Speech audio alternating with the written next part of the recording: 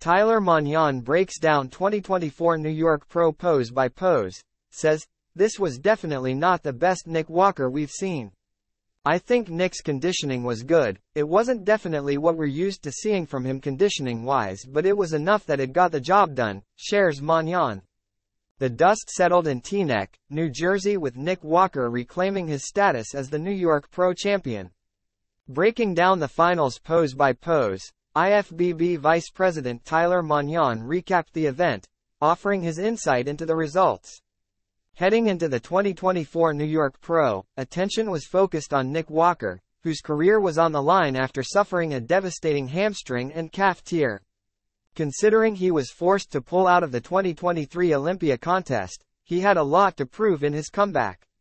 Even though the mutant was a clear favorite to win, fans and judges were blown away by the refined conditioning and fullness of Detroit Pro winner Martin Fitzwater. The contest was certainly close, prompting Mignon to shed some light on the outcome. Tyler Mignon analyzes 2024 New York Pro results, says Nick Walker wasn't at his best. According to Mignon, Fitzwater achieved the perfect bodybuilding peak at the 2024 New York Pro. He came in here with, I think, what you would call a perfect bodybuilding peak. This guy's, Martin Fitzwater, conditioning, separation was next level. Basically, almost his hamstrings were cross-striated. That's how deep the cuts were on him and the detail that he brought out in his physique, which made him look way denser than he did in Detroit.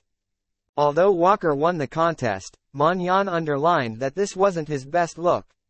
"We have Nick. I think Nick brought a good package here, but this was definitely not the best Nick Walker we've seen. I think it's important to highlight that," said Tyler Mignon. "I think Nick's conditioning was good. It wasn't definitely what we're used to seeing from him conditioning-wise, but it was enough that it got the job done. Now, we'll go into it pose by pose. I'll break it down for you guys."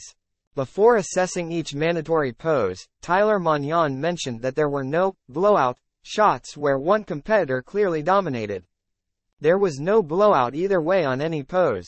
Even with Nick having the additional size and more size to his physique and freakiness, Martin brought a level of detail and refinement through his conditioning that made him hold his own at the very least in every pose.